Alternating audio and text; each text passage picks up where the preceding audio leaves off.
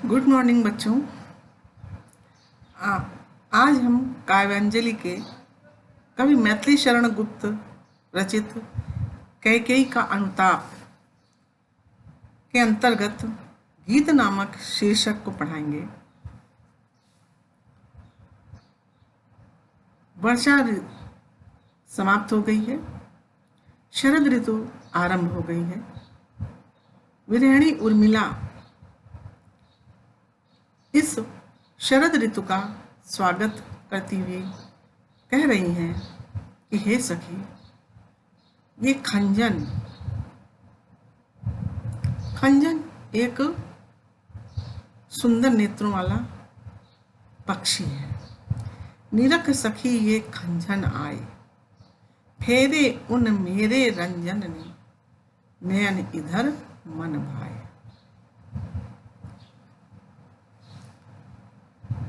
निरख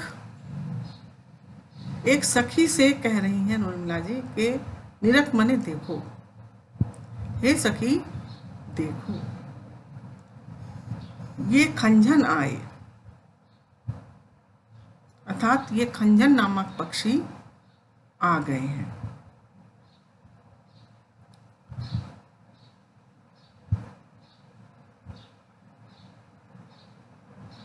इस खंजन पक्षियों के रूप में मुझे सुंदर लगने वाले नेत्र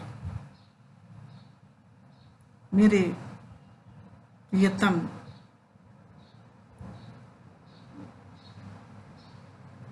ने अपने नेत्र इधर फेर दिए हैं।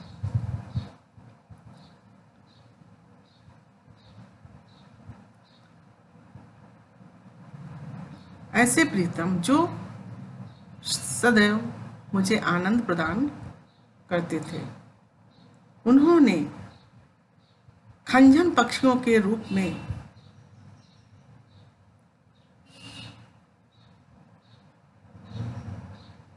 सुंदर लगने वाले अपने नेत्र मेरी ओर घुमा दिए हैं। फेरे मने घुमा दिए हैं। रंजन मने होता है आनंदित करने वाले।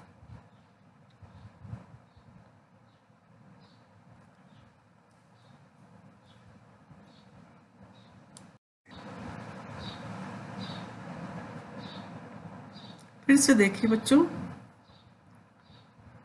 निरख सखी ये खंजन आए, फेरे उन मेरे रंजन ने, नयन इधर मन भाए। खंजन पक्षी है जिसके नेत्र बहुत ही सुंदर होते हैं। रंजन कहा गया है लक्ष्मण जी को, जो अत्यधिक आनंद प्रदान करते हैं। रंजन का मतलब है आनंद देने वाले। विरहणी उर्मिला सखी से अपनी कहती हैं कि हे सखी, ये खंजन पक्षी आ गए हैं। ऐसा लगता है कि मुझे आनंद प्रदान करने वाले प्रियतम ने इन खंजन पक्षियों के रूप में मुझे सुंदर लगने वाले नेत्र अपने मेरी ओर घुमा दिए हैं, क्योंकि उनके नेत्र विशाल हैं, बड़े बड़े हैं, सुंदर हैं। उन नेत्रों को उन्होंने खंजन पक्षी के रूप में मेरी तरफ मोड़ दिया है। फैला उनके तन का आतप, मन से सरसाए, मन से सर सरसाए। घूमे वे इस ओर वहां, ये हंस यहां उड़ छाए। चारों ओर मेरे प्रियतम के शरीर की तपस्या के कारण उत्पन्न गर्मी फैल गई है। फैला उनके तन का आतप, शरीर का आतप, आतप माने गर्मी, उनके शरीर की गर्मी, तपस्या के कारण जो गर्मी उत्पन्न हो गई है वो फैल गई है चारों ओर। मन से सर सरसाए। सर मने होता है तालाब या सरोवर। सरसाए खिल गए हैं। प्रेम के, उनके मन की सरसता और प्रेम के कारण तालाब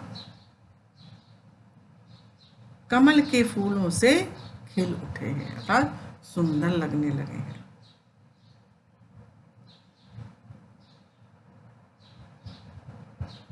घूमे वो वे इस ओर वहां, ये हंस यहाँ उच्चाए। वो वहां भ्रमण कर रहे हैं और उन्होंने भ्रमण करते हुए हंसों के द्वारा यहाँ अपना संदेशा भेजा है।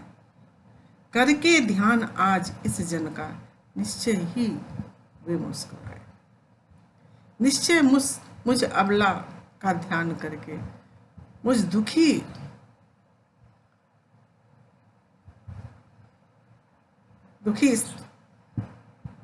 का दुखी का स्त्री का ध्यान करके वे आज मुस्कुराए होंगे। ये जानकर कि उर्मिला उनके वियोग में अत्यधिक दुखी है, ये सोचकर वे मुस्कुराए होंगे और हंस के द्वारा ये संदेशा भेजा होगा कि वो बहुत खुश हैं। फूल उठे हैं कमल अधर से, ये बंदूक सुहाए। बंदूक कहा गया है लाल रंग का एक छोटा सा पुष्प है,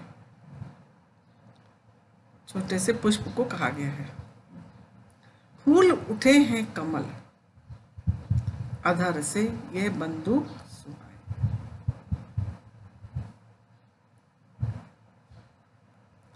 कमल खिल उठे हैं और लाल रंग के बंदूक फूल जो हैं प्रियतम के लाल अधरों के समान सुंदर लग रहे हैं। प्रियतम के लाल अधरों के समान वे जो छोटे छोटे लाल रंग के फूल हैं वो खिल उठे हैं।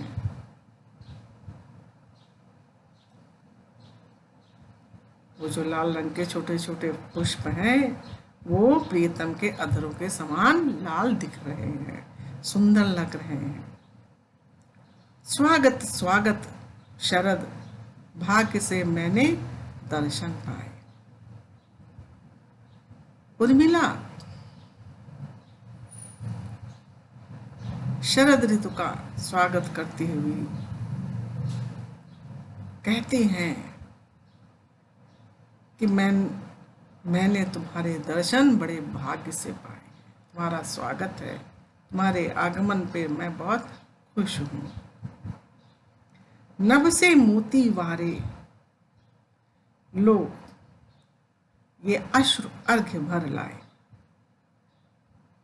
तुम्हारे आने पर नभ ने, आकाश ने मोती वारे ओस रूपी बूंदों को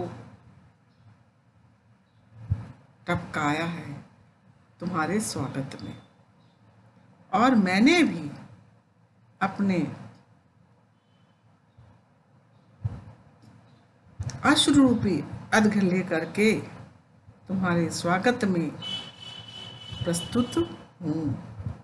और मैं भी तुम्हारे स्वागत में अश्रु रूपी अर्घ्य लेकर, जल लेकर के प्रस्तुत हूँ। बच्चों, ये तो पहला गीत हुआ। अगला गीत देखिए, शिशिर ना फिर गिरिवन में।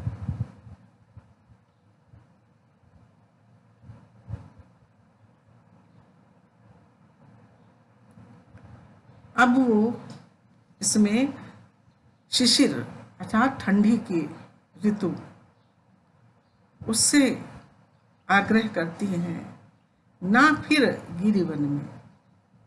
हे शिशिर, तुम इधर गिर के वन में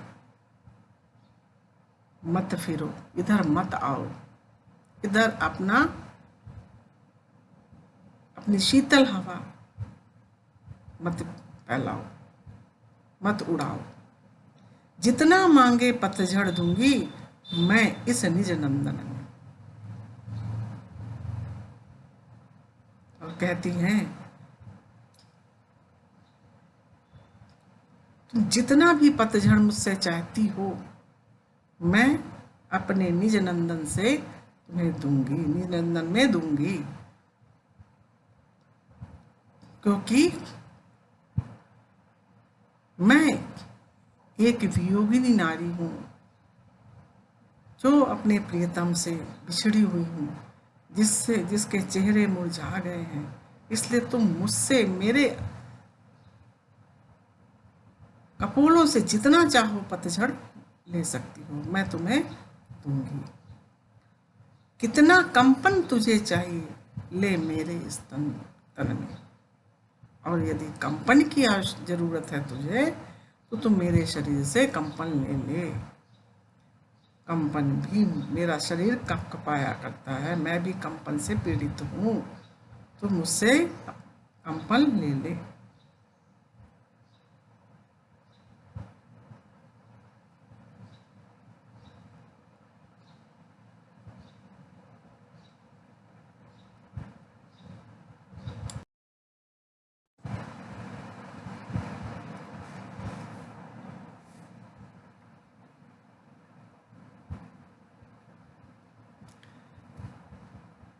देखो बच्चों, फिर से एक बार देखिए, शिशिर न फिर गिरी वन में, जितना मांगे पतझड़ दूंगी मैं इन निज नंदन में। उर्मिला शीत ऋतु से आग्रह करती है कि हे शिशिर,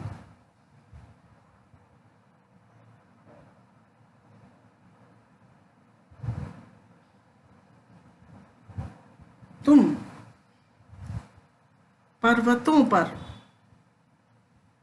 पर्वतों के वन में मत आओ। और यदि तुम्हें पतझड़ चाहिए तो कहती है कि मैं तुझे पतझड़ दूंगी, क्योंकि अपने प्रिय के वियोग में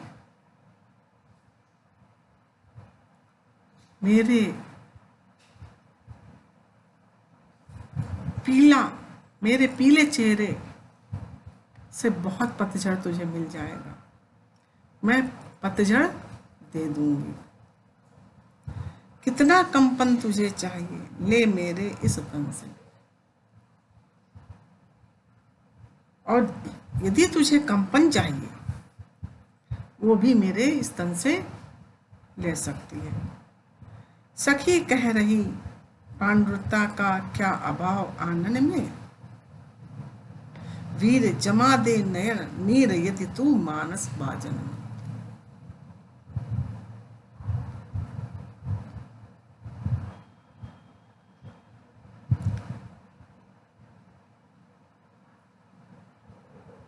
सखी कहती है कि तेरे अंदर पांडुरता क्या क्या कोई कमी है?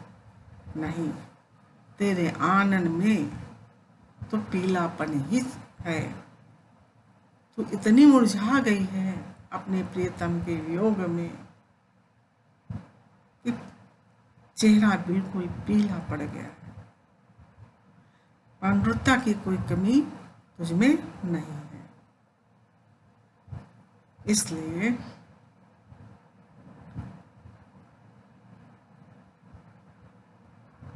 पांडुरता को तथा पीलिमा को तुम आसानी से शीत ऋतु को दे सकती हो। वीर जमा दे नयन नीर यदि तू मानस भाजन में।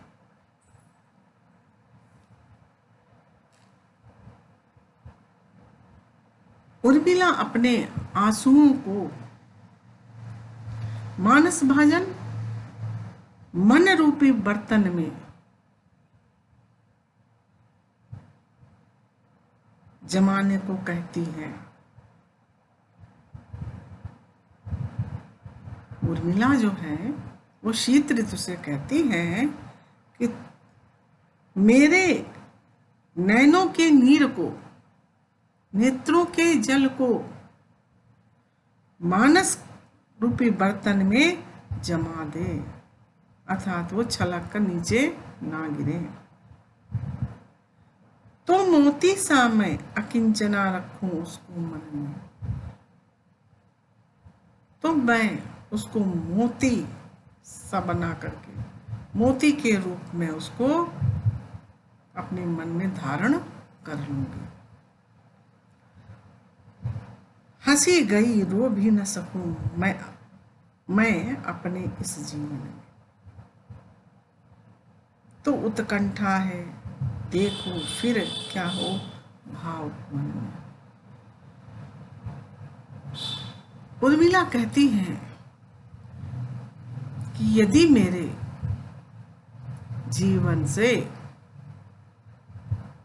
सुख और दुख दोनों समाप्त हो जाएं, तो मैं ये जानने के लिए विशेष रूप से उत्सुक रहूंगी कि मेरे भाव रूपी संसार में क्या शेष रह गया है।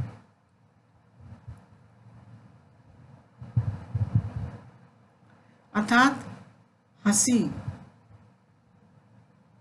और रुदन के अभाव में और कौन सा भाव मेरे जीवन में उत्पन्न होगा। अर्थात इस समय ऐसी स्थिति मेरी हो गई है कि ना मैं हंस सकती हूँ और ना ही रो सकती हूँ। तो अब इस उत्कंठा ये है कि इस भाव रूपी संसार में अब कौन सा ऐसा भाव बचा है जो बाकी है जीवन में।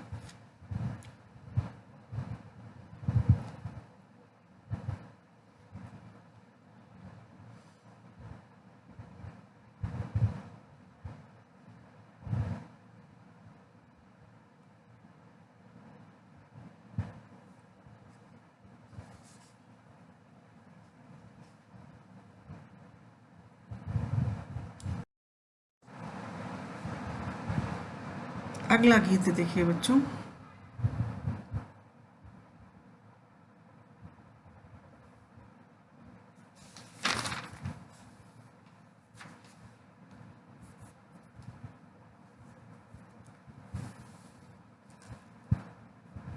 मुझे फूल मत मारो, मैं अबला बाला वियोगिनी, कुछ तो दया विचारो। यहाँ पर उर्मिला कामदेव की ओर इशारा करती हुई कहती है, उसको संबोधित करते हुए कहती है कि हे कामदेव, तुम मुझे फूलों के तीर मत छोड़ो, मुझे फूल के तीर से मत मारो। मैं अबला बाला वियोगिनी, कुछ तो दया विचार। मैं वियोगिनी अबला बाला हूं, कुछ तो मेरे ऊपर दया करो। होकर मधु के मीत मदन, पट तुम कटु गरल न गारो। तुम बसंत ऋतु के मित्र हो करके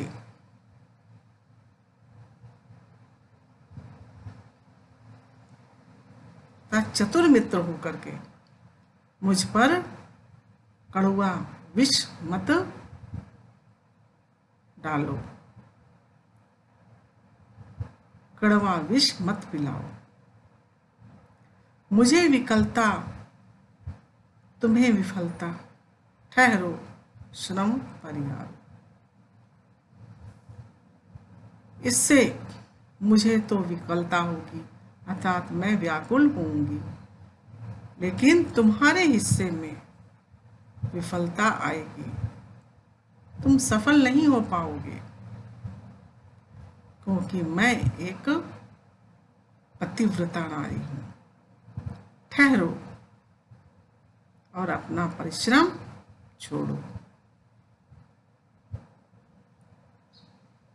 परिहारो मने छोड़ो।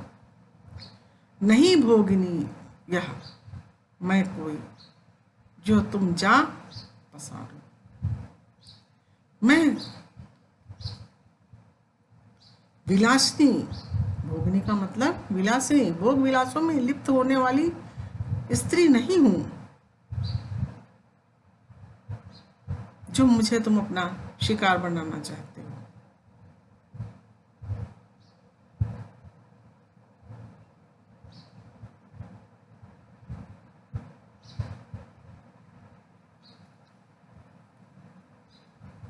बल हो तो सिंदूर बिंदु, यह हर नेत्र निहार।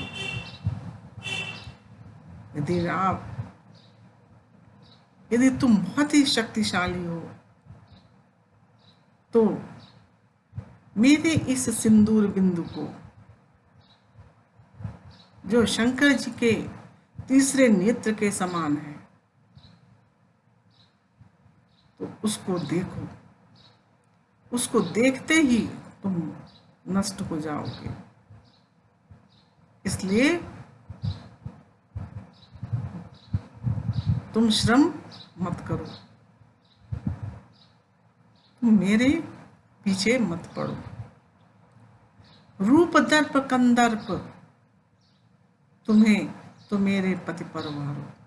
हे कंदर्प, हे कामदेव, यदि तुमको अपने रूप पर घमंड है तो वह रूप मेरे पति पर न्यौछावर कर दो, क्योंकि मेरे पति तुमसे ज्यादा कहीं सुंदर है। लो यह मेरी चरण धूलि, उस रति के सिर पर धारो, और मेरे चरणों की धूल ले जा करके अपनी पत्नी रति के सिर पर रखो, सिर पर धारण करो।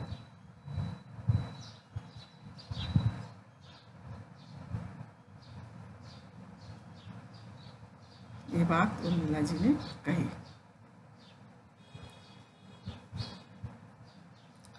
अंतिम गीत देखिए।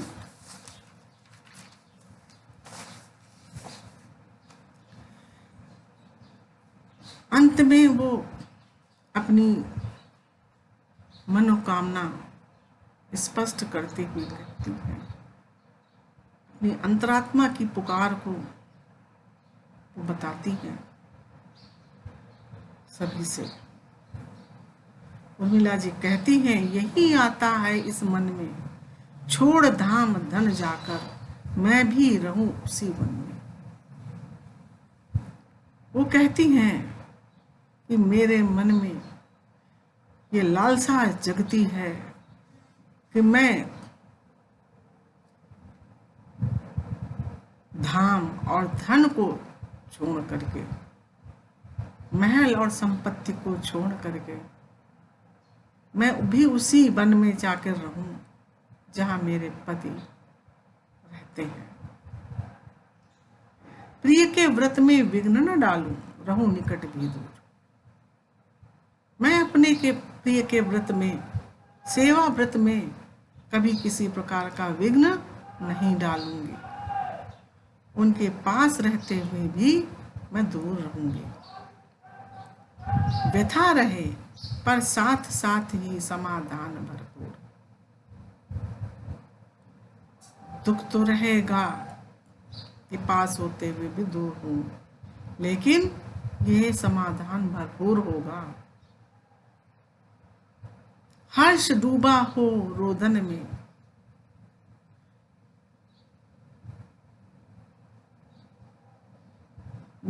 मुझे हर्ष होगा मगर रोदन भी होगा कि पास होते हुए भी उसे मिल नहीं पा रहे। यही आता है इस मन में, मेरे मन में यही उत्कंठा जगती है।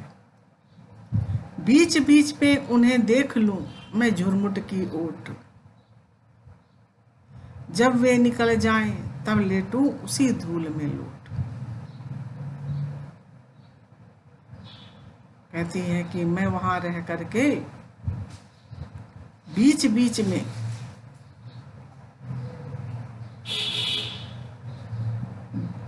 वन के झुरमुटों की ओट से देख लूंगी उन्हें, उनके दर्शन कर लूंगी,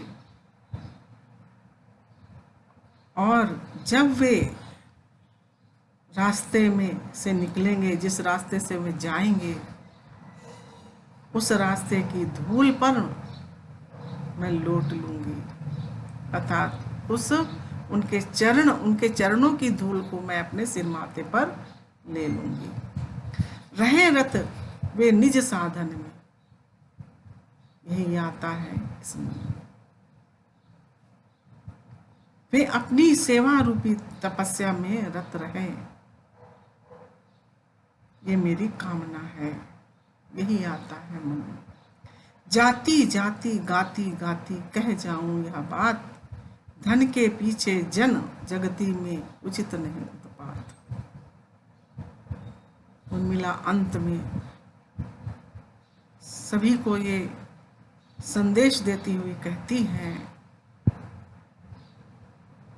कि जाते जाते गाते गाते मैं यही बात कहती हूँ कि धन के पीछे संसार में कोई किसी प्रकार का उत्पात न मचाए, कोई किसी प्रकार का झगड़ा ना करे, सभी प्रेम से रहें। प्रेम की ही जय जीवन में, प्रेम की ही जय हो जीवन में, यही आता है इस मन में। इस मन में यही विचार आते हैं कि सभी प्रेम से रहें। बच्चों, ये पाठ खत्म होता है। धन्यवाद।